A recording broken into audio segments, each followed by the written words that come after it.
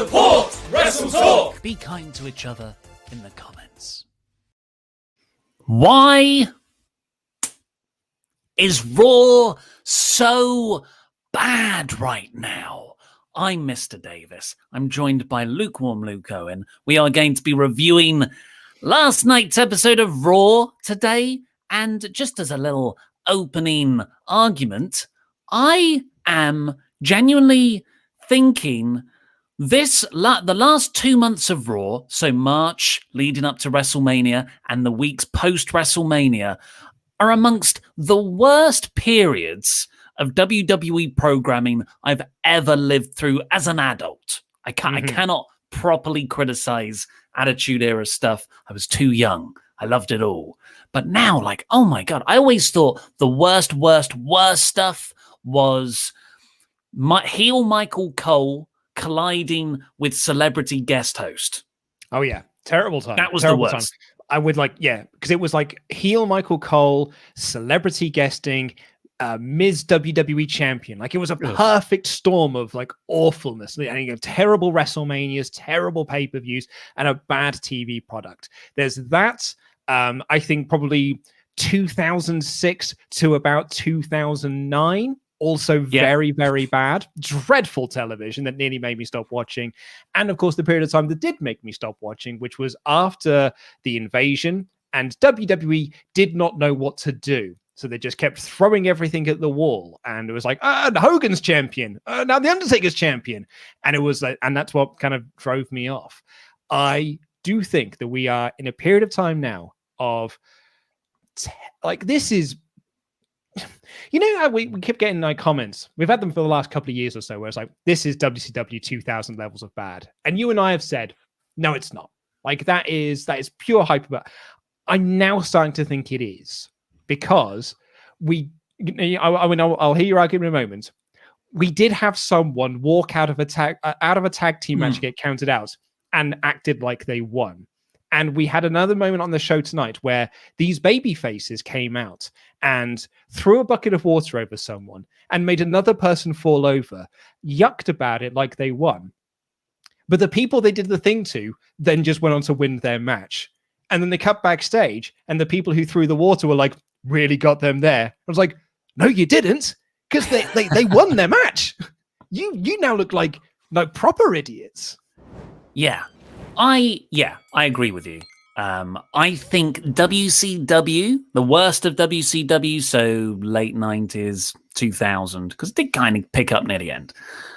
That era of WCW is a different kind of bad to what we've got right now. I think we're in Raw is bore right now. 3 hours. Like it's a moot point. It's white noise to criticize Monday Night Raw for being 3 hours at this point. But it is like, I felt it. I have felt it so much. And I think 3 hours a week? I've said this before, but it reminded me again, we could be fluent in another freaking language if we all just didn't watch this goddamn awful piece of show that doesn't respect its viewers and just learnt Spanish. Muy bueno, right? We could have done that. This is a waste of time. It's a waste of time for us, which is annoying. But what really gets me is that it is a waste of time of a lot of very, very talented, creative wrestlers and performers. And we see it every year. Like, oh my God, we love Drew McIntyre. We love Keith Lee. I used to love Braun Strowman, but like WWE just ruins people. Bobby Lashley, another example. Like they just slowly chip away. The show has Donovan Dijak. Donovan Dijak, like he's on the main roster wrestling on TV every week, and I don't care. It's Donovan Dijak, man. Like he had the best. It's T-Bar. But but underneath that T-Bar, there's still Donovan Dijak, who was one half of one of my favorite matches I've ever seen in my entire life when he faced off against Keith Lee at PWG. An insanely good match. He's on my TV screens every single week, and he's wrestling Drew Galloway. He's wrestling Drew McIntyre of all people, and I don't care. And it's boring. And they've done it for like 3 weeks now, and I never want to see it again. So just to specifically zero in on this episode of Raw, because we're really talking about 2 months. I think like really the worst episode was post WrestleMania. But we're wrestling fans, we're WWE fans or viewers. I don't know if I can call myself a fan anymore. We've been doing this a long time. It ebbs and flows, and you get like a bad month. And then it picks up again, or you latch onto a storyline. And I'm hoping RK Bro is the one to keep me sane in all of this. But what's happening now, I think, is like it's a compound crap. So it's been crap for so long, even though this wasn't the worst episode of the last 2 months. It's just nothing, and it's repetitive. And while the women's division is definitely technically the worst because it makes no sense. Let's zero in on this main event storyline that they've been telling. Last week, of course, Mason T-Bar, who seemed like they were pairing with the Hurt Business, but that apparently has nothing to do with anything. They came out and they attacked Drew McIntyre. They had a match last week. It was a handicap match, but blah, blah, blah, double DQs. Braun Strowman gets chucked in there because he hasn't got anything to do right now. Randy Orton reportedly just didn't want to work with him. So that we got Mason T-Bar taking on Braun Strowman and Drew McIntyre to kick off this episode. Drew and Braun have an argument backstage over nothing. Why? Over nothing. Because there needs to be a handicap match that leads into a tag match. That's the reason. Nothing character-based. Because Braun Strowman isn't this character right now. We just had him do the whole Shane McMahon storyline, but boom, you've done that one now. We need you to be in this storyline, so we're going to completely change your character to serve what we want to do over here. And it's this chipping away at the very basis, the very fundamental of storytelling, which is character. All action should come from character. That is why it's all falling apart, because I can't latch onto anything right now because nothing matters and nothing's the same week to week. And then you get, I nearly swore then, crap like this. And the crap that we got here. So last week, like everyone was pretty, quite clear. Well, that was dumb because we had a handicap match that ended in a DQ, just so we could set up a tag match that ended in a DQ. Both of which were just because people were kicking too much ass, right? That's why the matches were thrown out.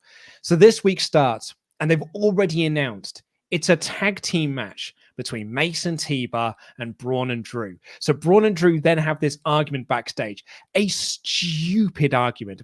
Because WWE love, how can they possibly coexist? Well, I saw them coexist last week to the point where they were kicking too much ass and got DQ'd for it. And then they barely do a match. Because Braun goes out there and is like, I want handicap match. So it's another friggin' handicap match. And what happens? Mason T-Bar get DQ'd for kicking too much ass, and Drew McIntyre comes out for the save, and we get the tag match that they'd already announced at the start of this show. So all of that stuff, the argument, the match was a waste of time. Absolutely pointless stuff. And then we get this match, and it's nothing, and I'm just like, I'm annoyed by this all. I'm just annoyed because it's the same crap I got last week. And then Braun gets out the ring and he does his train gimmick and he knocks down whichever one it is and he runs around to hit the other one who's brawling with Drew. And I know that people are saying, oh, well, Drew accidentally collided with him. They didn't. Drew shoved him out the way and then hit Braun. It was really poorly staged. So then whoever it was rolled in the ring and Drew McIntyre gets counted out. So Mason T-Bar win. And then Braun lays out Drew after the match. And I'm like, why do I care? Why should I care about any of this? And then Drew's like, I want a match with Braun. And I was like, I have no interest in seeing you two on my screen again, because I've just seen you for the last half an hour seemingly, and it's accomplished nothing. Yeah. It's just no one's getting over. This is that anti-program in that everyone gets de-pushed, even top guys. Dijak and Madden, Mason T-Bar, like they came out without the mask, so that's gone, good, but that stupid makeup that they obviously had on underneath, they've still got on and they look so just, they look so Ascension, really. Oh, I was going to say our friend SP3 over at True Heel Heat called them biracial Ascension. Because, like, that's what they look like now. And they've still got the names, so there's that Retribution stink about them. They can't be repackaged as the Hurt Business. They have Retribution's theme. They're still coming out. So Retribution broke up as a group. And that was it. They all beat up Mustafa Ali, who was the leader of that group. And apparently their reward for leaving that group was keeping the music and their names. Their names, which we were told as an audience, were a punishment to them. And Ali gave them those stupid names as a punishment to let them know what it's like to be a WWE superstar and get given a dumb name. So they have gone, I was like, well, I mean, we got rid of the masks, but I like the music. And you know what? Those dumb names are also cool. So I guess we'll just keep them as well. So there's zero character progression for them. There's so many open goals for them to turn this around. Like when the masks were ripped off, I think everyone's so done with the characters that if they just turned up this week as totally normal Dominic Dijakovic and Dio Madden, great. I think it would have been like, yeah, you know what, screw it. This one I don't mind being neatly wrapped up. Let's just have this. Also, I'm sorry to say, because I don't like criticizing individual actual people, but Madden is not good in the ring. Like, it's really, really standing out. That was quite painful to watch, I felt at times. But yeah, the non-tribution win via a technicality with the count out, and Strowman does the power slam on Drew afterwards to set up the match later on. Adam Pearce then said if Braun wins, this was something Braun demanded, he'll get added to make it a three-way of WrestleMania's Backlash. So this is just like T-Bar and Mace. Even though they're rubbish, you could have made stars out of them, but they are just here as fodder to facilitate Drew McIntyre, Braun Strowman, and Bobby Lashley. And I'm pretty sure Braun Strowman is being, because he won the match against Drew McIntyre because of freaking T-Bar and Mace again interfering. I'm pretty sure Braun's only in this match, so Drew doesn't have to get pinned.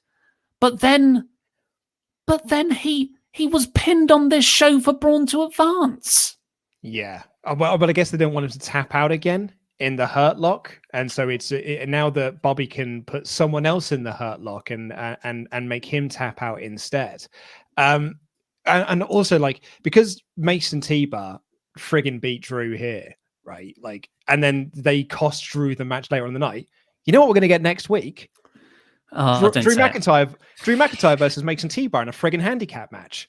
Like, so we'll have the same thing 3 weeks in a row. I am honestly done with this show. I'm so done with it. So done with Raw. It is. I posted this up on Twitter. I posted my notes verbatim. Thank you to everyone who read them, because I did a lot of swearing, so I can't read them out here. And I lost my temper with the following segments, which we'll get to when we get into the main review. But that was the moment for me where I was like, I'm done with this.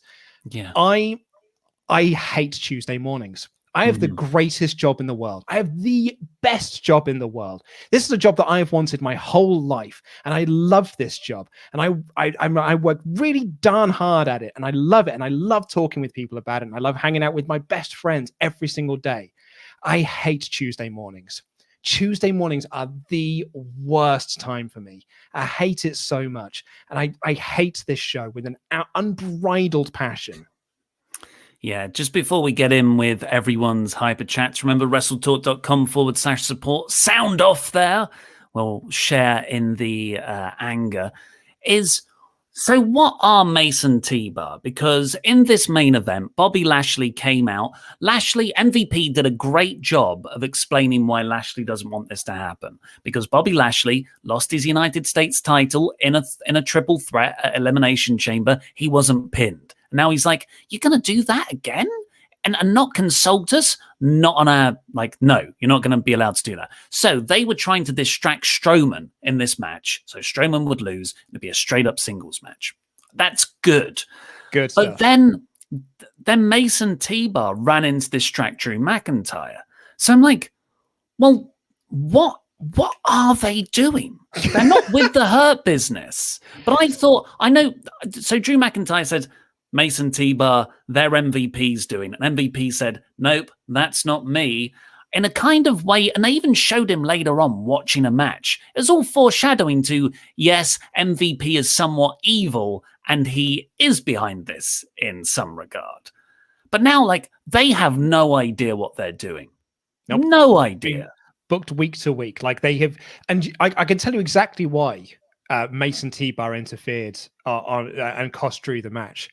Because WWE need a distraction. They can't have people just win. There has to be a distraction there. It's like, well, Braun just can't beat Drew, but we need Braun to win. So we have to cause a distraction. Well, who's going to do that? Well, I guess it's T-Bar and Mace. Do they need to do it? Not really, but we need to have a distraction there. And it can't be MVP and Lashley because they want Drew to win. So it's just got to be these other two lads. There's no rhyme or reason other than there had to be a distraction finish. And I guess we can set up another handicap match next week. It is absolutely Dio-maddening. Yeah, sure. Mate, on friggin' Twitter, because people like always have a pop in us. Oh, you need to look at Twitter. You need to look at Twitter to get the full story. The story I've been told on TV is that no one knows who Dio-Madden and Dominic Dijak are. They're not those two lads. They are T-Bar and Mace. So then Drew's on Twitter being like, oh, well, I can't wait to beat up that former Raw commentator. And I'm like, okay, so you know who he is then. So on Twitter, Drew knows who he is. But on TV, he doesn't know who he is. That's insane to me. How can you have that level of inconsistency? Every single thing is contradicted multiple times within the hour. It just says, look, pro wrestling philosophically needs to mean something because it's predetermined. So everything only has the relevance that you place upon it. So if there are contradictions or inconsistencies or you undermine things, that's actually really, really damaging. And unless you're absolute sycophants for punishment, like we obviously all are, then the people are not going to watch. And you can see that provably over time. But yeah, get your Hyperchats into WrestleTalk.com/support. We'll read out all of them now. I can't see it, but there should be on your feed this cool little news ticker. Let's get some cheap pops for the WrestleTalk.com news ticker. Oh, yeah. Go to WrestleTalk.com, obviously. Support us. Make it your homepage. Share the articles around. Damn. I'm getting a private chat message. Please tell me it's working. Couple of positive comments about the ticker. No, I'm looking at it here on my second screen. Thank you very much for the second screen, by the way. I might wall mount it. Oh, very fancy. My wife talked me out of it. Yeah, I think that's wise. But yeah, everyone put over the ticker and go to WrestleTalk.com. Right, so the Portuguese Mr. Davis. Awful show. Braun and Drew can't coexist, but Drew saves him from getting his ass kicked, and apparently Charlotte has a puppy named Eddie. This company. Apart from that, I enjoyed the Sheamus thing. At least they're using Carrillo. Love from Portugal. They are not going to use Carrillo for long, I guarantee you that. Ket, just take a break, guys. I know this is your job, but there's only so much bad content one can take. Take care of yourselves. Thank you, everybody, by the way, for the sort of, we're worried about your mental health. We've had those emails. You don't need to, this sucks, but it's not affecting us on that level. But thank you for your concern. Bacon Rasher, hi lads. Oh dear, so that was the biggest wrestling company in the world putting on its #1 show. I am lost for words this week. RK Bro is great. That's it. Sorry you have to go through this every week. Mr. Davis was so dejected in the news today. Jam that jam. Dean Brereton, this was very bad. The face paint alone for Mason T-Bar. Are they now Legion of Doom? Priest is stuck in the Miz card vortex. Oh my God. Oh, mate, when I get to that segment, that is good. And the women's tag team match, number 63 of 90, went like the rest of the poor matches on this show. Utter S-word. Save us, Arcade Bro. Leon Quashy, this streak Raw is on has become a fantastic opportunity for a great partnership with Beer 52. Pity that you guys sped through your crates while watching this S-word. To remain positive or sane, it might be time to recategorize the grades for Raw. In what way? Like they're all just variations of crap. Dean Brereton again. One of the major concerns I have, apart from lack of character development, consistency, motivation, and stories that make you want to watch week to week, is I'm not sure they talk about Bad Bunny enough. Hashtag, can we get a square moles in round holes t-shirt, please, Mr. Davis? Excellent work by you on the news. I very much enjoyed that. Yeah, I thought that was a good turn of phrase, because I wrote whack-a-mole of square round pegs, and I thought, no, those are two different things, aren't they? I'm mixing up sense. I thought, let's mesh it together. Leon Quashy, another Raw closer to breaking point. Do it, Mr. Davis. Force another to take your burden on. Make someone else review Raw. How much longer can you last? Or do you like the pain? The women's tag team S-word. Stop the self-punishment. Join the dark side. Mrit Matit. Hey lads, just wanted to point out that Raw's This Monday adverts were a Lashley promo and another tag between Drew, Braun, T-Bag and Moose. While SmackDown... Moose is an actual wrestler. And that's a cool name. It is good. While SmackDown's is an IC title match and the title versus career on SmackDown match start doing Saturdays. It's the A show. SmackDown is definitely the A show. That's how WWE are treating it. That's why they've got Reigns. Mm-hmm. Oh, yeah. And I'm surprised they haven't got Flair, really. Oh, give it time. There's a draft coming. I'll just do a few more Natas. Even though I don't watch WWE anymore, I still support you guys. Thanks for putting up with Raw for our entertainment. Maybe you're just doing a 3-week push, only real bad, like a reverse push. Also sounds like Ollie was right about Garza and Nia. Unfortunately so. Tom Daniels, hey guys, I honestly think you should do a donation goal, and every time you hit it, you get to watch AEW Elevation and review it for a week. My thoughts on Raw today, not even worth talking about. Christian Black, I'd rather watch all, and I do mean of the Transformer movies and Batman v Superman on repeat the rest of the year than tune into Raw. Thank you for watching it for me. I'm only slightly interested in what they do with Bliss. Christian, while I appreciate it, because I think what you were saying, I'd rather watch, and I do mean all of the Transformers movies. That does mean you get to watch the excellent animated one. So there is a little bit of respite in there. Also, like it's only 3 hours a week. Like if I was given the option of like having to watch those films on repeat for the rest of the year or watch one episode of Raw, I'll probably take the Raw episode. Maybe he means in the 3 hours, that 3 hour slot, you start a Transformers. I mean, Michael Bay Transformer movies are a bit of a guilty pleasure of mine. Which is mad. Well, I mean, yeah. So I haven't seen all of them because I gave up on that series. But like, Revenge of the Fallen is legit one of the worst films I've ever seen in my life. So upsettingly terrible. What you need to do, Luke, is not have any attachment to the source material. You just need to. Let it go. Oh, when they did the death of Optimus Prime, I was like, "You did not deserve this, Michael Bay. You did not earn this." Zachary Jenkins, at this point I just go in thinking, they can't make this show any worse than it is. Raw has officially made me an NXT AEW mark. You don't need a reason to mark out for those. And guys, the guy that played Kano in Mortal Kombat should win an Oscar. The bad one, Kano, shows how much I know about Mortal Kombat. The bad one, Ryan B. Bad. I haven't watched main roster WWE since that abysmal Raw After Mania show. It's only 2 weeks. And judging from Luke's notes on Twitter, I have made the right choice. You have, Ryan. Michael Short, sorry guys, but I'm really struggling with WWE at the moment. Nothing makes sense. Everything repeats itself. And the wrestling is average. I've been a fan of wrestling since 1988, but I'm struggling to give WWE any more of my time or money. Just watch AEW Smack. Just give up on Raw. SmackDown's good. NXT's great. AEW's fantastic. Homer Star Fan 13. For me, modern WWE is becoming like modern Disney. No matter how bad or lazy they become, it doesn't matter because they're too big to fail. Raw is live action remakes while SmackDown is the MCU. This company. I don't think all the live action remakes are bad. Some of them are all right. I'd go to bat for Disney. I think they're a very good company and, you know, they're fascinating from just a huge corporation perspective, far more competent. The problem with WWE is that they're incompetent with what they actually do, whereas Disney them making content by and large is significantly above average, whereas WWE fail at the one thing they're meant to do right over and over again. Adam Blamplate. Just 2 more. Just seems that Vince has given up. Dynamite needs to beat Raw in the ratings for Vince to pull his finger out. maybe that is what it needs to take. And Nicholas Lama for now. This was just another rinse and repeat episode of Raw. The only thing that I enjoyed was RK Bro. I really hope that they go somewhere with this. Hell, I'd even take a tag title win over the absent yet again champs. Yeah, so on that, I believe Sean was saying on the Fightful review that it is Omos is still out injured. And I guess that if one of them is injured, then you can't do anything. There's no promos or anything to be done. You just got to keep them off TV. It's only AJ Styles, one of the best wrestlers of the generation.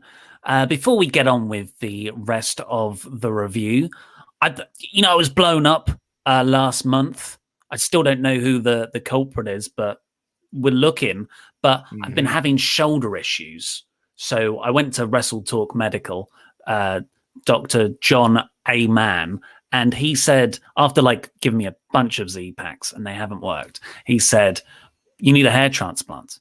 So I was like, that's weird. It was very weird. I thought, but it's my shoulder that's hurting. He was like, no, it's connected.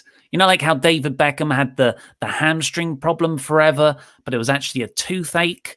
The body combines in weird ways. So I'm getting a hair transplant tomorrow morning at 8 a.m. And the song tells you everything you need to know about that. Like the knee bone's connected to the something is connected to the red thing. Turns out your shoulder bone's connected to your hair follicles. Yeah. So I didn't know. Medical miracle. They're the experts. So I'm going to be away for a week from tomorrow. So Luke is going to be doing the WrestleTalk news and Laurie will be stepping in for the podcast, but I will make my triumphant return, recovery pending, because I might look disgusting next Wednesday. Best of luck to you. We're, obviously hate your guts and all that because you did fire me and everything, but all the best for your shoulder recovery. I hope that the surgery goes well for you. We'll be thinking about you, bud. It's weird. But yeah, I'll see how it goes. Right. So also WrestleTalk.com. Look at that beautiful ticker. I can't see it, but I'm pretending I can for you. Right. So this episode of Raw, let's get through it. It opened up with that tag match, which was a handicap match between Mace T-Bar, Braun Strowman, and Drew McIntyre. Then some stuff with Adam Pearce, WWE official, they're now being called. So Adam Pearce and Sonya Deville are WWE officials. But isn't that what they call the referees?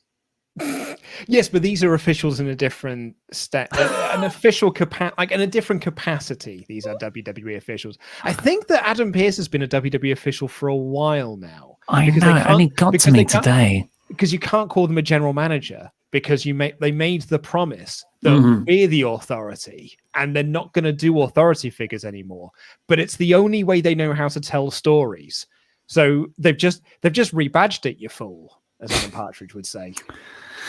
Do you want to go through the next segment? Because it seems to have irked you more than I hated this Miz TV segment so much. So much. All of that bollocks with Drew and Braun and T-Bar and Mace, all of that was just dreadful TV. The next thing I see is Miz in the ring and Elias is there and Reich is there and Morrison's there and I'm like, oh no.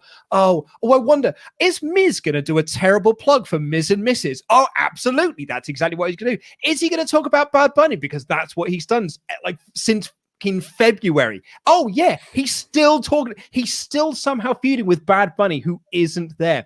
WWE coming off so lame in all of this. So lame because Bad Bunny's the cool kid and WWE isn't. They're not the cool kid, but they want to be friends with the cool kids. So they just keep talking about how great the cool kid is.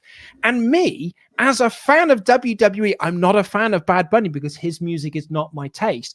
I'm like, why do I like the person who isn't the cool kid? Why am I because they're just pining after him and pining after his level of success that they're never going to get anymore. So it just comes off as so desperate and lame and disgusting and sickening and sycophantic, and I don't like it. It makes me feel uncomfortable because Miz, they're going crikey, Bad Bunny's great. Oh, he's good. He's bloody brilliant. I just love him. I think he's ace. I think it's probably me, but he's ace. And then Damien Priest comes out. Because of course Damien Priest comes out. Because they've been feuding. Because they've been feuding since February. He's beaten him. He's beaten him so many times. Beat him in February. He then beat him at WrestleMania. Lost to him on the Raw after WrestleMania. And then he beat him against last week. So why on earth are they still feuding? Why? Yes. That tomato shot, though.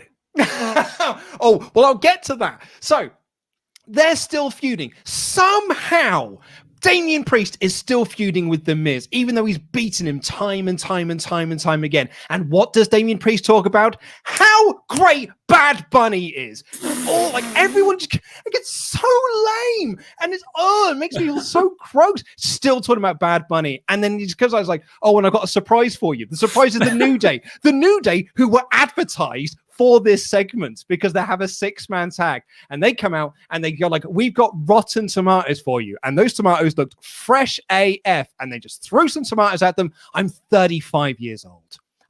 I'm too old for this, and I hated it so much. And then they had a match, because of course they have a match, because they're all just still feuding. And then the New Day win, right? The New Day win in all of this, and whoever it was, I think it was Virk or Vink or whatever his name is, goes, huge victory for the New Day. I'm like, they beat them 2 weeks ago on this very show. How's it a big victory? They've already had it. And do you know what? Next week, they'll just have another match. And I'll be sat here and I'll be talking about this.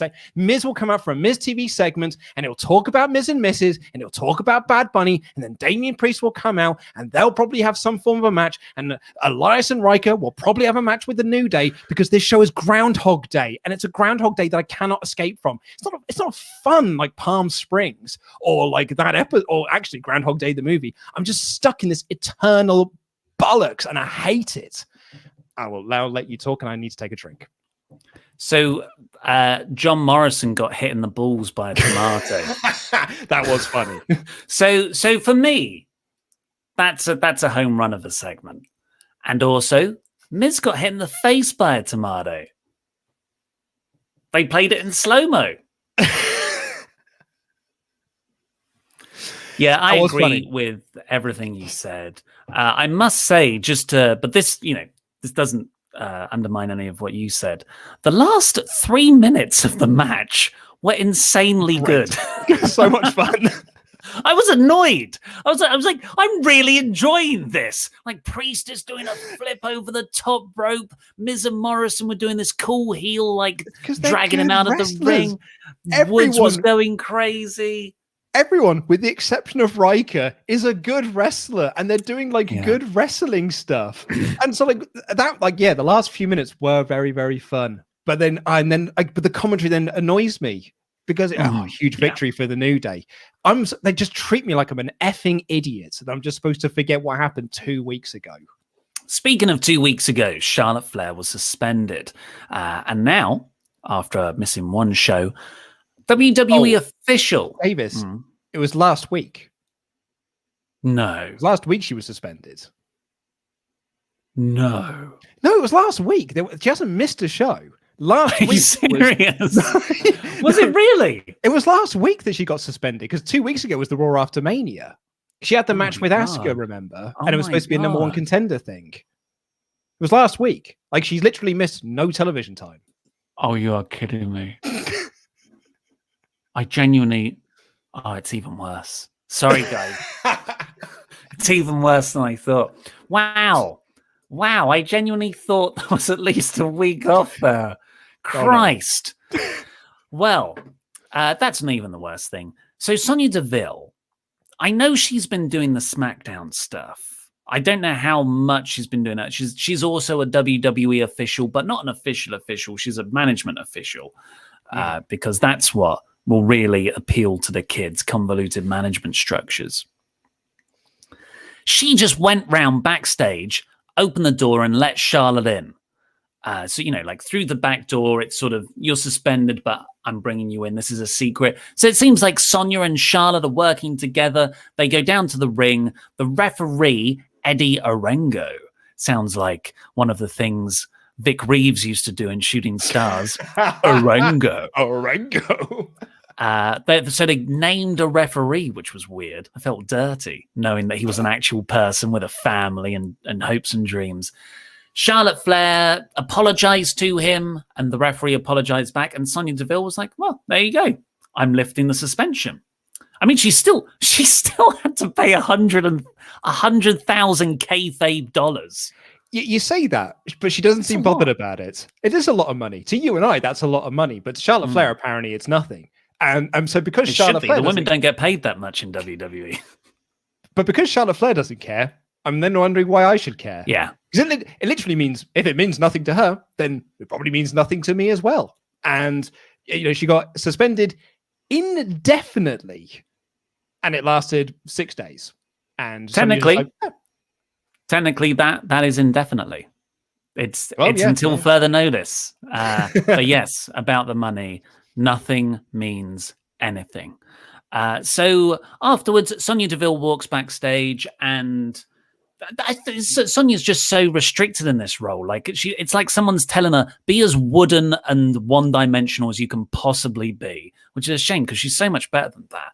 So it must be direction from someone. It's like how they produce the backstage interviewers or the commentators. Adam Pearce is the same. They're just like, be as wooden as possible because you've got to get the wrestlers to pop. And then they flatten out the wrestlers as well.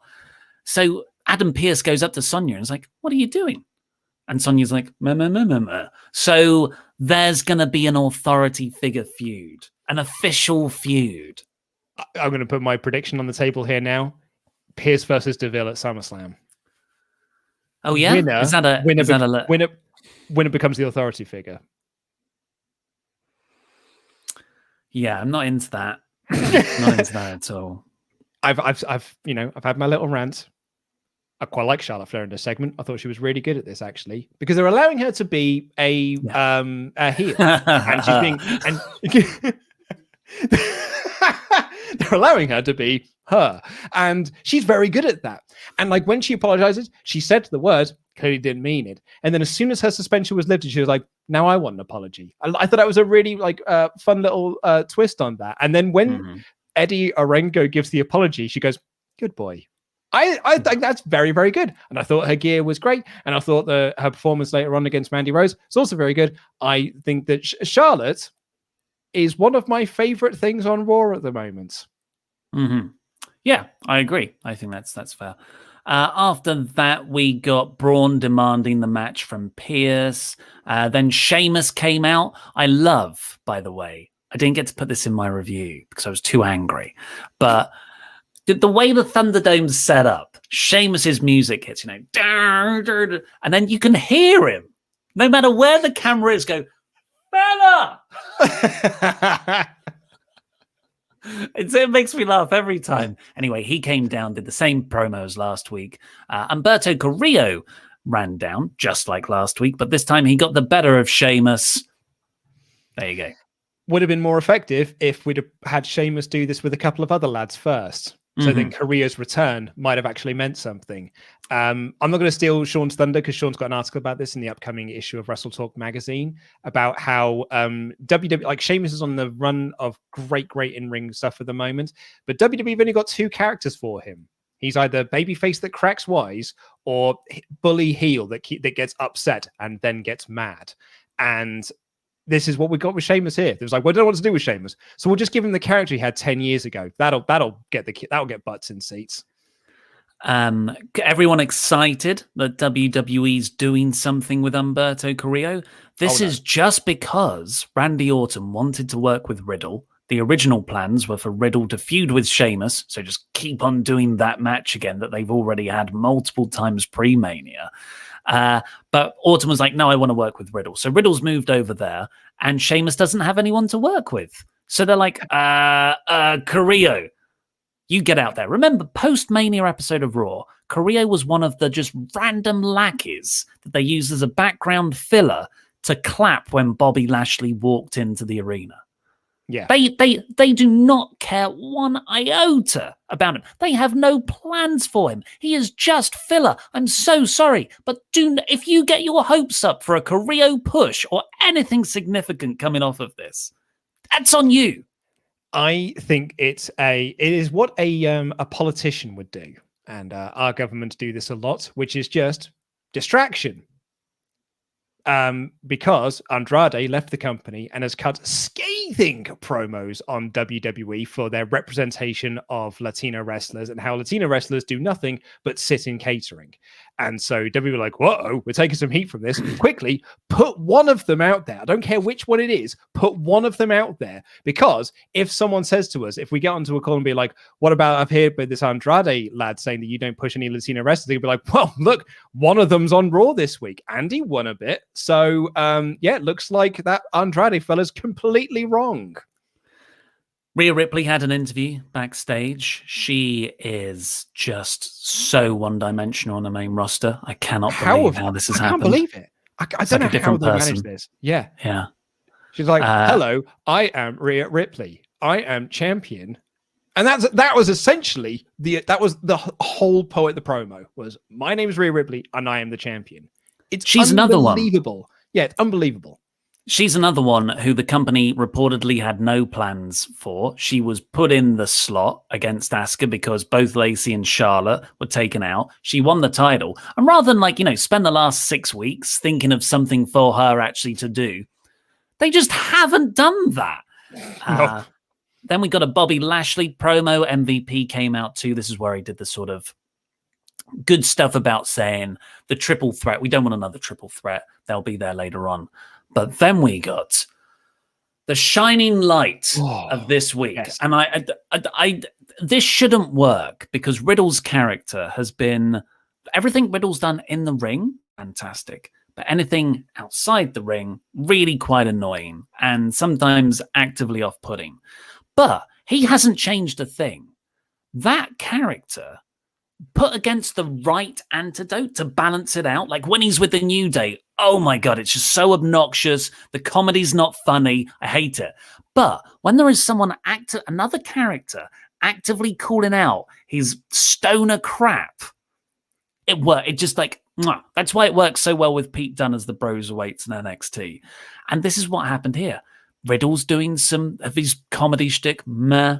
But then Randy Orton walks in and says, look, last week you said we should team up, call ourselves RK Bro. I'm interested. And then they had a match. They worked really well together and they won. Yeah. Big thumbs up.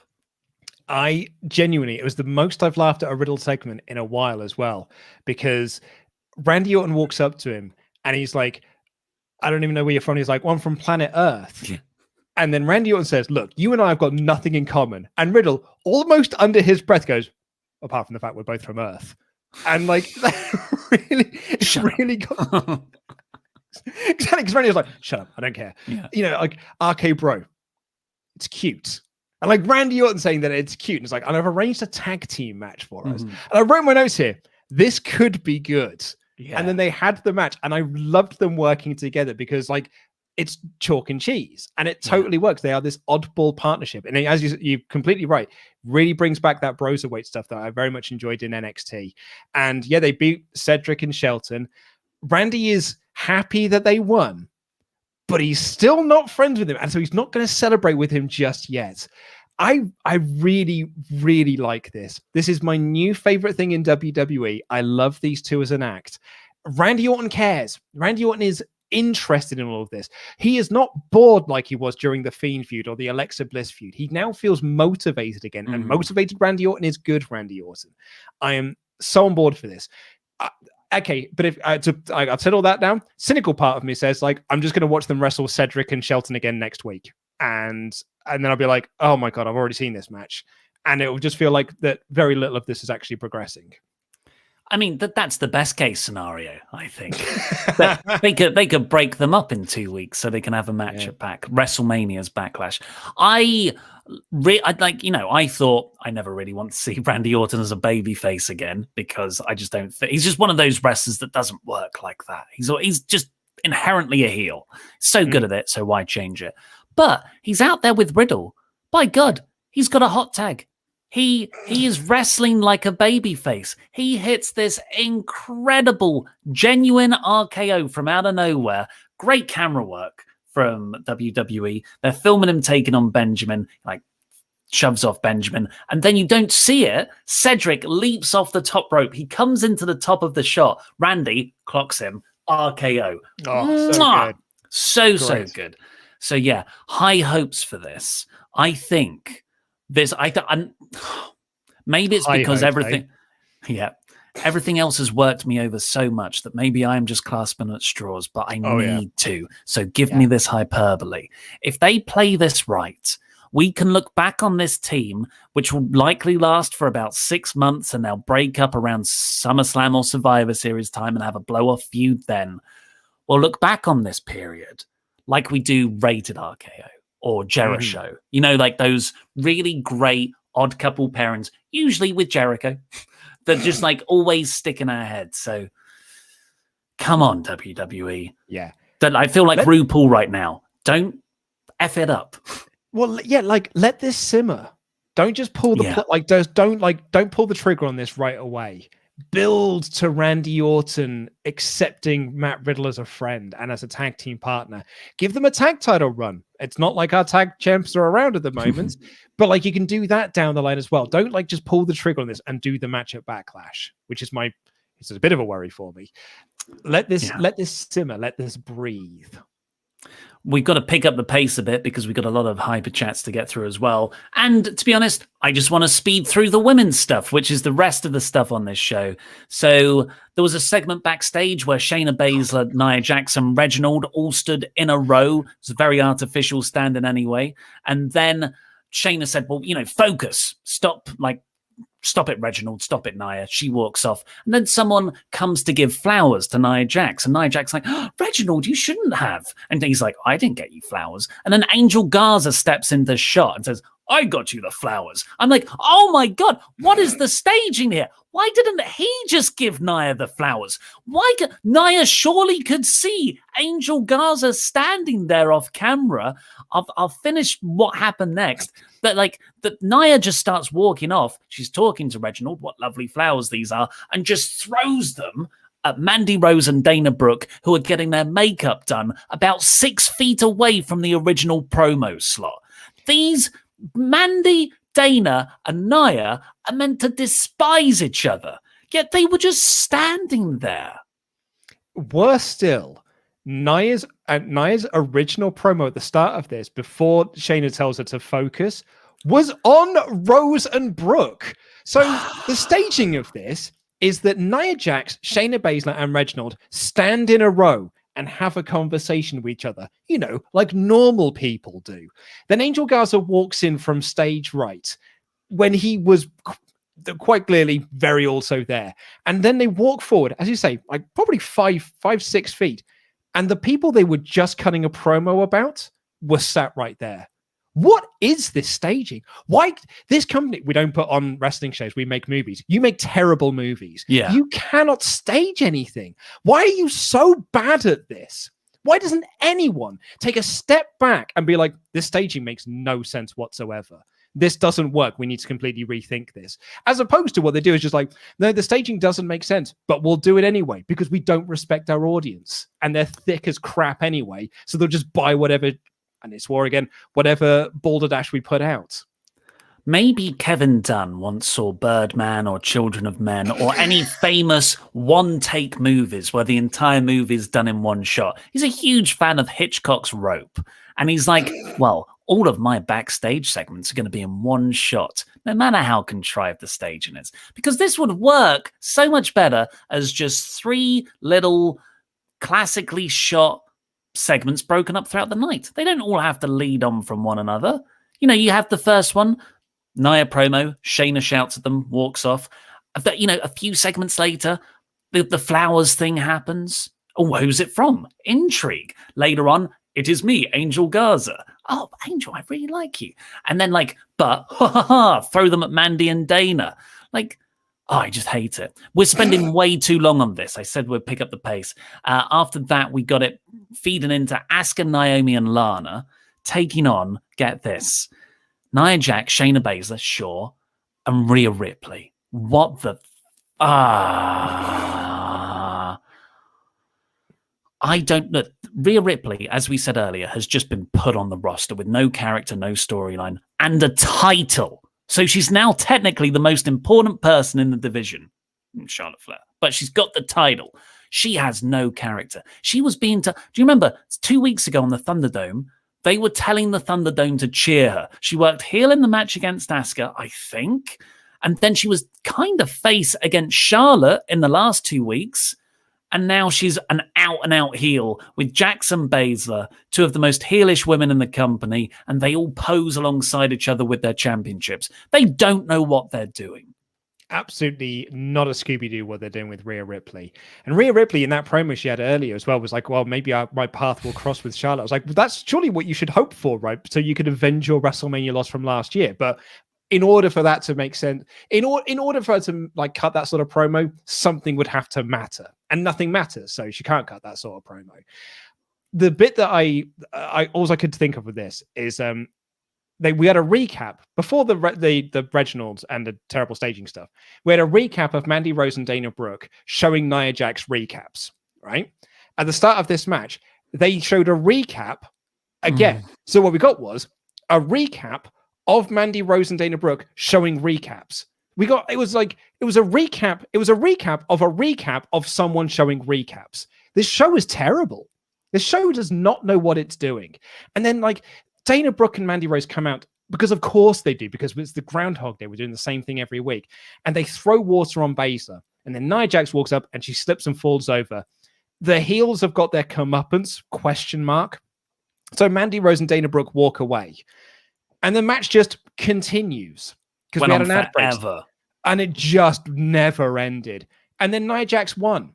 Rhea Ripley hit the Riptide. She hit her finishing move. The Raw Women's Champion hit her move on Lana. And then, for whatever reason, tagged in Nia Jax so Nia Jax could get the win. So Mandy Rose and Dana Brooke's plan to embarrass Nia Jax led to her winning a match. So they're crap. She's clearly the best, and she's better than the Raw Women's Champion because the Raw Women's Champion respects her more and lets her get the pin instead. Backstage after that, Sonya Deville goes and tells Mandy and Dana, I bet you're pretty happy with yourselves. Well, that's wrong. And I was looking at Mandy and Sonya, and I thought, just last August, was it last? Yeah, it was, wasn't it? They had one of the most emotional feuds in the company. Sonya revealed herself to be this excellent promo. And I'm like, oh my God, anyone who stays in this company gets worse. This company makes people terrible. It's so crushing to watch as a fan of wrestlers, as creative people. Anyway, Sonya puts Mandy in a match against Charlotte Flair later on, all the while standing in the most stereotypically evil way possible with her fingers like this. So bad. Oh God, I really hate this. Bliss got a promo backstage. Everyone can have a lily of their own, yada, yada, yada. It's the same promo you saw last week and the week before that. Yeah. Although there's a moment when she's meant to be like, we're going to show you some peace. Like we've talked about darkness a lot. So we're going to show you something peaceful. So they show like a meadow. And then Lily pops up and screams. I think it was supposed to be a jump scare. Genuinely laughed. It was one of the funniest things this company has ever done. Yeah, I didn't. I just thought it was rubbish. I thought utter crap. And I said this in the review. Who looks at the Fiend and then goes, "Yeah, we need to get rid of this Bray Wyatt guy." Where is he? Well, he got rid of him. Randy Orton said as much on last week's show. Remember, he said that the Fiend's never coming back. I got rid of him because he beat. But what about Bray Wyatt? Bray Wyatt got the post-Mania Firefly Funhouse. And well, yeah, but he's done. Where's now. Bray Wyatt in this? Who cares?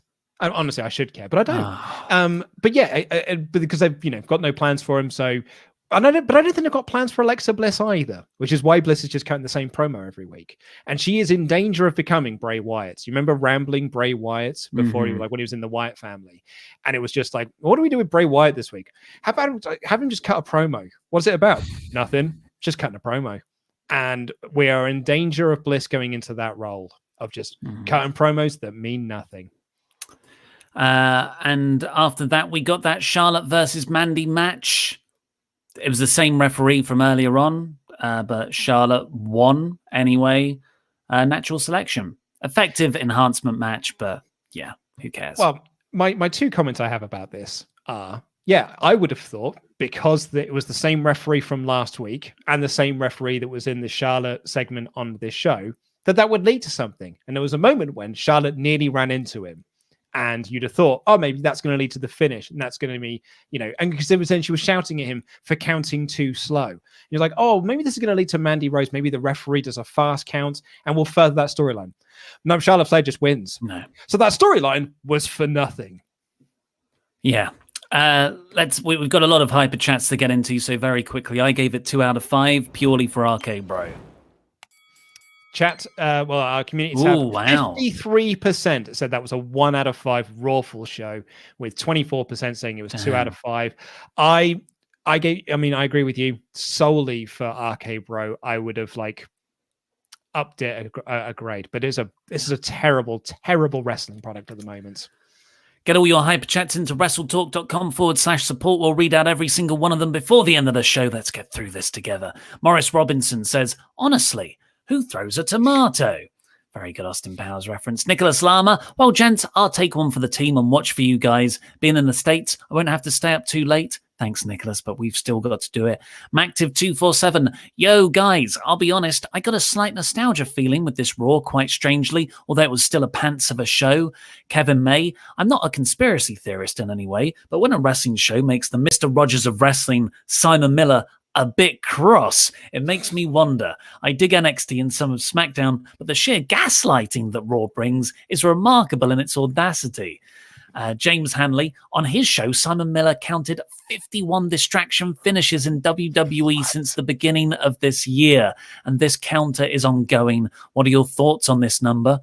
It's too high. Too high. That is like Matt Riddle. It is too high. Rin36, hey guys, last week for the first time I decided to stop watching Raw and watched all the other wrestling shows. NXT is awesome, loved it, worth watching every week. AEW awesome, worth watching every week. SmackDown awesome, worth watching every week. Eddie Carter, hi Luke and Mr. Davis. It was another poor show and only enjoyed just for RK Bro. I feel so sorry for you both watching Raw each week. Why don't you have a show versus show match with Tempest and Pete at the next pay-per-view reactions? Winner watches SmackDown. I don't want to work Saturday. Keith Below. I'm not normally tinfoil hat guy. A lot of people are saying I'm not normally a conspiracy theorist guy, but just hear me out about the 5G. But the only reason I can give for how bad Raw has been is to tank the ratings to get Raw down to 2 hours. USA has been keeping it at 3 hours because the rating has been acceptable for them. Keith, WWE wanted it 3 hours. There is more money that way. They're making so much money off it being 3 hours. Why would they tank that to make less money? I really, really hope USA sees the 3 hours as something that could be potentially driving people away. New Punk Rants. Give me any Russo booked episode of wrestling over Raw. Long term, I don't think so. It's too much. No thanks. This is $1 billion company, FFS. How can Raw be worse than the worst of wrestling? It's pathetic. I'm so happy AEW exists, or I'd actively hate wrestling, full stop. FVKM, hashtag worse than 2000 WCW. Johnny R. I stopped watching WWE Raw and SmackDown TV about 3 to 4 years ago, and I've only listened to reviews since then. I moved to only watching NXT. After the horrible call-ups, I'm no longer interested in NXT at all. Only watch AEW now. They've driven me away. HCB. I think it speaks volumes of WWE storylines when I only realized this week Rhea was a heel. Nope, they don't know either. Glad they added Strowman. Excited for the triple threat. Question, as a fellow Taskmaster fan, have you eaten a casserole since last Thursday? Oh, poor Wozniak. Poor Mike. Like a casserole down there. Fourth Brother One. I have not watched any WWE main shows except NXT since the big apology from the Authority. Oh, you lucky you. I hate to see my favorite wrestlers like Styles and Nakamura underperform. I hate stupid pushes, Baron Corbin, terrible booking, and dry promos. WWE killing the biz. I feel like, the thumbnail of why is Raw so bad, I feel like has brought a lot of people who don't usually watch the Raw review in to say, yeah, I gave up years ago. Why are you guys still doing it? New Punk rants. At this point, have Logan Paul make a garbage D-level wrestling movie and win the title in a tag match, Asuka on a forklift match since Raw apparently strives to be Nitro and Thunder. At least a lot of 2000 WCW was entertaining. Raw is the worst show. Adhiraj Dungana, sorry if I butchered your name. I can't believe they're effing Drew, and with someone as Cedric being used for enhancement is just and with someone like Cedric being used for enhancement is just sad. WWE reminds of an old local phrase: give a beggar a golden house, he will find the best spot outside the house to beg for. Anyways, you guys rock, thank you. Micah Pellegrini, so Charlotte returns, is suspended, then returns in a 3-week plan to do what? I'm so lost. It's not that Raw is 2000's Nitro bad. I'm just not understanding WWE's own internal storyline logic. I know it's a start, but this S word would still be bad at 2 hours. Would be a start, though. And the reason why, because there is no internal logic storyline, no internal storyline logic, because they're making up week to week. That's why the Fiend stuff made no sense. It's because they're making it up as they go along. I'll hot tag in, mate. You take a quick breather. Brian K002. Hey, lads. Honestly, feel sorry for Lana, Naomi, Mandy Rose. Mandy needs a push in a character as soon as possible. Dude, she has a character. She flexes her arm. Not seen much of her except as Otis's girlfriend. WWE needs a complete reboot. So rotten now. A draft, new structure. Where did the passion go? To SmackDown. The Portuguese Mr. Davis. The treatment of the women's division is awful. Give 5 to 10 minutes of TV time, make them look like clowns. I would write some swear words in Portuguese, but I'm trying to keep my calm. Would love to meet you guys. The women got loads of time on this show. Yeah, more time than usual. It was just bad. Matt Shaw on the subject of RK Bro said, might be a good career move for Riddle to get on side with someone who will have the ear of Vince like Randy Orton. Maybe the only way to avoid ending up with a terrible gimmick or storyline. Not a good way to run a business. I will say, Matt, Vince reportedly loves Matt Riddle. That's why he's on TV every week, because he thinks he's hilarious. So even if he's already in Vince's good side. MacDiv247, the highlight of the show, what really made me giggle was RK Bro. Randy being my favorite superstar, I'd say at least his best speciality with promos and Riddle's goofiness. This is perfect, surprisingly, giving me Y2J and KO type of vibe. Nico Lexigus Villaganas, why would you say you like it, Luke? That's cursed. I can't wait to have RKO turn on Riddle next week. You're absolutely right, Nico. Liam Puzan said, hi again, lads. One more thing. I've been enjoying Raw's terrible run as your reviews have been more entertaining than an average show. But the way your eyes light up when talking about RK Bro made me hope the show improves soon. I'll do a few more. Anthony Velasquez, hey guys, what are your thoughts on the new announcer Verk? Since I don't watch Raw, I can only judge from what I hear. He isn't doing well. He is not good. No, I gave him the benefit of the doubt. And he's now trying a new thing where he's just saying pop culture references, and none of them lands. So when Braun did his train gimmick, Verk went, we're going to need a bigger boat. And Corey was like, why would that? That's not on train tracks. And there was a moment when Mandy Rose was coming out in her entrance, Verk just said, because it was nominated for an Oscar, she's a promising young woman. Yeah. And I was like, oh, have you seen the movie? Because I don't think that's Mandy Rose's character. Mm. But it was a cool character, though.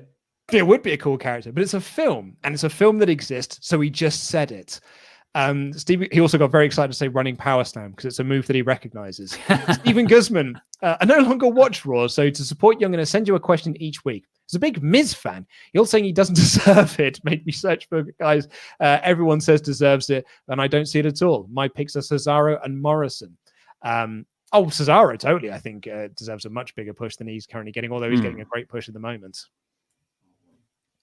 He adds there, I think they're good wrestlers, but I don't see them as top guys or world champions. My question is, beside The Miz, what underrated or undervalued wrestler fans believe deserves more that you don't see anything in? Oh, I would say Miz is a big one of those, but seeing nothing in someone, I don't know. I can't think off the top of my head. Baron Corbin in a main event position. Excellent mid-carder. Excellent mid-card heel. He's not a world champion guy. I don't think anyone thinks that, though, apart from WWE. Baron Corbin and WWE, yeah. I don't think even Baron Corbin thinks it. Brendan, I bet you if I got him in a ring, he would do. I mean, block me on Twitter. Brendan Harris, can't wait to see the replays of that tomato kissing John Morrison on the plums next week. Probably in a video introduced by Damien Priest, followed by a video of Bad Bunny eating tomatoes. No, that would require Bad Bunny to be on telly, and I don't think that's possible. Book it, Vince. But you're right. Like that's going to be the content of his promo next week. We're like, I hate you in the dick last week, hilarious, and then immediately we have a match. New Punk rants. As a Bray Wyatt fan since the absolute beginning, I genuinely don't think I can hate Raw or WWE anymore. I've never seen a company actively try to bury one man so hard. Thank Khan for AEW. WWE makes me regret being a wrestling fan. Zachary says, I'm intrigued at the prospect of RK Bro, but it's not enough to save a stable, damaging, and repetitive product. Makes me sad seeing how angry you both get, but it's totally justified. AEW needs to beat Raw for them to instigate any real change. Yeah. Jamie Murphy. Hey, lads, quick thoughts off the top of my head. Could WWE be trying to do what they did with Roman for Charlotte? Vince probably has the mindset of if something works, run it into the ground, like how they artificially rehashed Daniel Bryan's story. Turning Charlotte heel in the same way they turned Roman heel? Maybe. It's not working to the same extent, if that's I think it's plan. I think it's just what Charlotte wanted to do. Yeah. Said, like, what would you like to do? She's like, I'd like to be heel. I suck as a babyface. Yeah, because they brought her back as a babyface. Homer Star Fan 13, what are your opinions on The Miz wanting to play Johnny Cage in the Mortal Kombat sequel? I think he might be a great choice for the role. I mean, it totally makes sense. He's a douchebag movie star. That's what Miz's character is. Phil Roberts, I'm an English teacher, and this week had a student submit a creative writing assignment which featured the line, sipped from his glass-like vessel. Should have been marked out of 40, but felt compelled to give it 0 out of 5. Only way they'll learn. Well done, Phil. Micah Pellegrini. Have you got Dan Brown in your class? the famous man picked up the red phone. Micah Pellegrini. Now when Riddle's flip-flops come off, snakes can appear instead of the birds. Yes! At least that's better. I actually like Verk. He used to commentate for the MLB. There's so much talent in WWE, and yet we get the same copy and paste show every week. Maybe the snakes should grab the birds and eat them. Oh, I like that so much. That's great. The Zornice, to distract you, can you explain what simp means? That Maki Ito thing. Thanks for watching so that I can watch Elevation instead. Excellent match from Layla Hirsch. Love Layla Hirsch. And Rio Mizunami. And very good use of Orange Cassidy. Simp is someone who idolizes someone like a celebrity and just will defend them and gives them lots of gifts and money and just a bit of a, And then it's like a verb. Fun fact for you, like simp used to just be a simpleton, and that's why they're called the Simpsons. You know, it's like if you watch the Simpsons, the opening gag of the show is the word simp comes out before the rest of the before sons, because it's meant to be the simps. So you're meant to, so you know that they're a stupid family. Benjamin John Milne. Hot take. Cody somehow makes it to the top of New Japan and beats Omega at the last stretch to gain all the gold, including the AEW title for a heel run. Half-baked thoughts? Also, I want an intergender match between Statlander and Luchasaurus for fun. Jam that jam. No, I don't think... I think Cody's got his role perfectly now in AEW, which is zany storylines. Stuff you liked from WCW. WCW. Sports stars and celebrities and comic books. That's what I want from Cody. Brandon Harris. With AEW not bothering to promote the match and Kenny trying to cheat but being stopped only to win clean anyway, did Impact get shortchanged? Oh, and Raw sucked. I don't know, didn't watch it, just judging based on the pain look Ollie has. Yeah, I was surprised. I think Impact is not shortchanged because now they've got Kenny Omega as their world champion and he's going to be on TV. But up until now, the match itself, I thought really did make Impact look significantly lower tier than AEW. So according to Tony Khan, those paid for advertisements that he does on Impact where he's like, you should watch AEW. It's literally because he pays for it. And Impact wouldn't pay for the time to advertise the other way. So that's why they didn't do anything. That's what TK has said, whether that's true or not. But yeah, no, I don't get the argument that Impact got shortchanged when they got their best pay-per-view buy numbers that they've had in a decade plus. If anything, did really well for them. I think arguably it could have done more though. Edna Madden. Samoa Joe should join Team Taz. Nah. Team Taz is big enough as it is. Hangman should call the submission he did to Ricky Starks with a choke and ankle hold the hog tie. That's a great idea. Raw is bad. You guys keep up the great work. Thank you, Edna. Steve Austin says, back jam. Luke and Mr. Davis versus... Do you want to give an attempt at doing an impression? Back jam. Luke and Mr. Davis versus Pete and Tempest. Loser reviews Raw from now on. How will you coexist? P.S. Milk. Leon Pazon, hello, my lovely boys. First time I've been able to watch live in a while. Thanks for providing better entertainment than the Fed. Also, Luke, I wanted to tell you how hard I laughed at your espresso martini smooth head bit on Quizzlemania the other week. Oh, Liam, let me tell you, I did not know that I liked an espresso martini until I had that. Oh, they're delightful. Very much. That can be my new favorite drink. Get on board with 2018. Matt Shaw, if you didn't do this as a job, what would your weekly wrestling viewing schedule look like? Also, I'm making a lovely veggie lasagna right now. Do either of you have any tips how to make it ultra tasty? Basil and oregano. That is the key to making a good, wonderful, hearty sauce. More layers. Thinner filling, more layers. And my weekly schedule would be AEW, NXT. I'd watch highlights of SmackDown, and I'd read reviews of Raw. And I probably wouldn't watch wrestling WWE pay-per-views. I'd just watch highlights. Yeah, listen to Fightful review, listen to Going In Raw. LJ Mickey. Hello, Mr. Davis and Luke.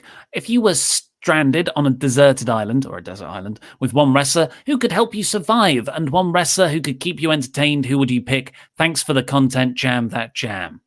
I'd go with Doc. Oh, yeah? To run around and knock down all the coconuts. Well, that, and he's like a woodsman. So, or you're like a Brock Lesnar type thing, because he's probably, he'll somehow end up there with a hunting rifle. So he will make sure you're fed. I think Doc Gallows to entertain. Mm-hmm. Yeah, that'd be a good shout. He's a fun guy. Mactive247. Also, Ollie, your hair's growing. I don't know why, but I just wanted to headbutt Luke and I want to slap Ollie's head. It's an urge. Love the content, guys. You have me tuning in every week now. Support WrestleTalk. Jam that jam. Thank you, Mactive. Anderson Floyd. Mr. Davis, get your dance chopper dancing before it's too late. Betrayal is coming, but that makes you no less kawaii. Zachary T. Robinson, never mind Raw and WWE's S-Word creative. Sully is on Quizzlemania tomorrow against Sean Ross Sapp, and that's worth getting excited about. I wonder if Sean will trade his Grado Sean costume for one of Sully's pain ladders. Apparently, Sean is debuting his NFT on tomorrow night's Quizzlemania. Hackzar one. Ollie looks like Hugh Laurie right now from House. I'll take that. And the Zornice, thank you. Now a great many things make sense.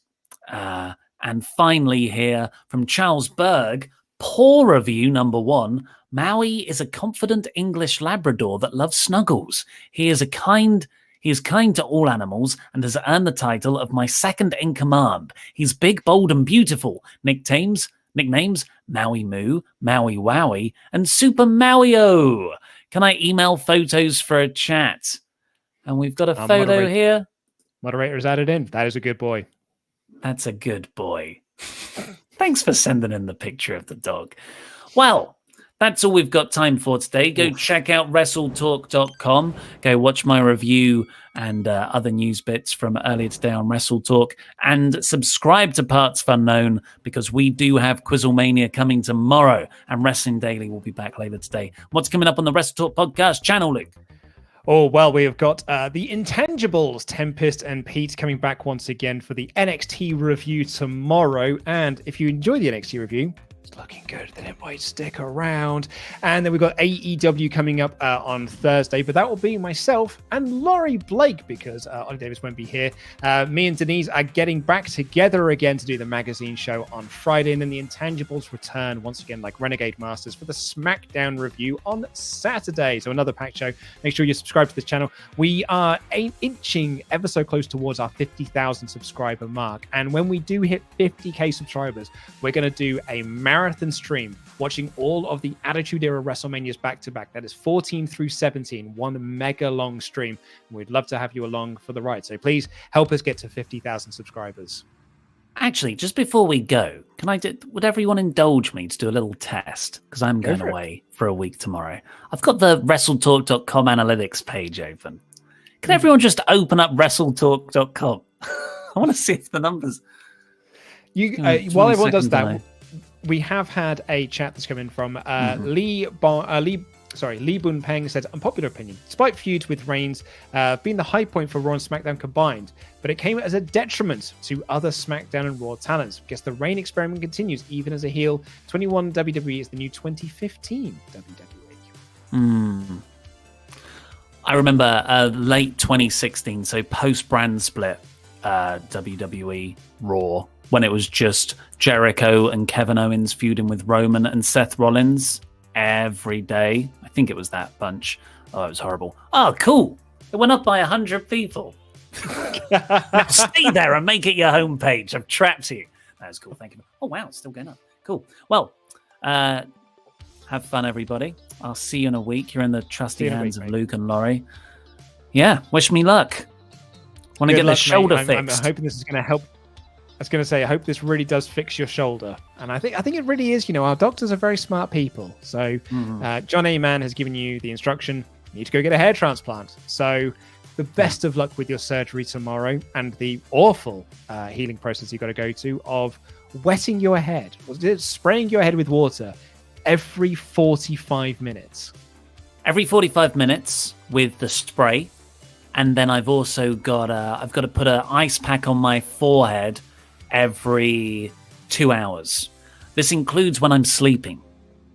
Oh, man alive. So I'm not going to sleep. It's like the surgery itself is going to be pretty rough going, I think. But it's going to be the recovery of the 5 immediate post-surgery days that are going to be the bigger challenge. Awful business. But the best of luck to you. Jam that jam. Jam that jam. Fist me, bro. Come on. You can fist me this time. You can fist me. As a good luck fist. Fist me, bro. It's time for a good luck fist. We're team. We don't like Raw together. Look, it's so close. It's so close. Oh, it's so close to fisting me, bro. Come on. I need you. I need you. The fist needs you. Oh, just fist me, Davis.